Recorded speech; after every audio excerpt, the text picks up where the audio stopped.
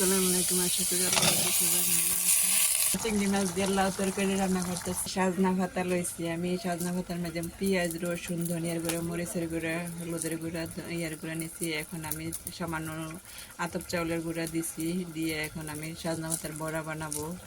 এই যে আমার বড়াগুলো বানানো শেষ। এখন আমি তেলে ভাজবো। সবগুলো বড়া বানানো শেষ। এখন আমি একটা প্যানের মধ্যে তেল দিয়ে আমি ভাজবো। আমার তেলটা গরম হয়ে গেছে, আমি ভিতরে দিয়ে দিব মাছের শুটকিটা। আমি একটু ভুনা করবো তেলে ভাজি। আমি একটু লাল মরিচের গুঁড়া, ধনিয়ার গুঁড়া, হলুদের গুঁড়া, এখানে অল্প একটু পানি দিয়ে দিলাম। লবণটা দিলাম না, কারণ ইলিশ মাছ তো লবণ থাকে, তাই লবণটা দিলাম না আমি। আমার তরকারিটা হয়ে গেছে, এখন আমি উঠে নিব। যে আমার বড়াটা ভাজা হয়ে গেছে, এখন একটা বাড়িতে বড়াটা হয়ে গেছে, এখন আমি উঠে আমি সামান্য একটু তেল দিয়ে দিলাম। এখন আমি মাছগুলো দিয়ে দিব। সামান্য একটু তেল আর পেঁয়াজ দিয়ে দিলাম। রাখি মাছগুলো বোনা করবো, এখন দিয়ে দিলাম। আমি একটু ঝুল দিয়ে দিলাম। আমার লাউ তরকারি রান্না করা শেষ।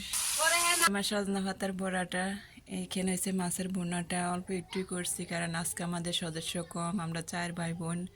আমার আব্বা, আমার আম্মা, আমার মেয়ে, তারা আমার মামাতো বোনের বিয়েতে গেছে গা, তাই আমরা 4 জন সদস্য আমরা এগুলো খাবো। তাই আমার রান্না করা কেমন হয়েছে প্লিজ আপনারা কোথা থেকে ভিডিওটা দেখতেছেন আমার কমেন্ট করে জানেন, যাতে ভালো হয় না খারাপ। আপনারা বাসায় বানায় দেখেন কেমন হয়। সাজনা পাতার বড়া বানাইছি, আর লাউ দিয়া মাছ, চিংড়ি মাছ রাঁধছি, আর এখানে ইলিশ মাছের শুটকি আমি ভুনা করছি। আজ এই পর্যন্ত, ভালো থাকেন। আল্লাহ হাফেজ, আসসালামু আলাইকুম।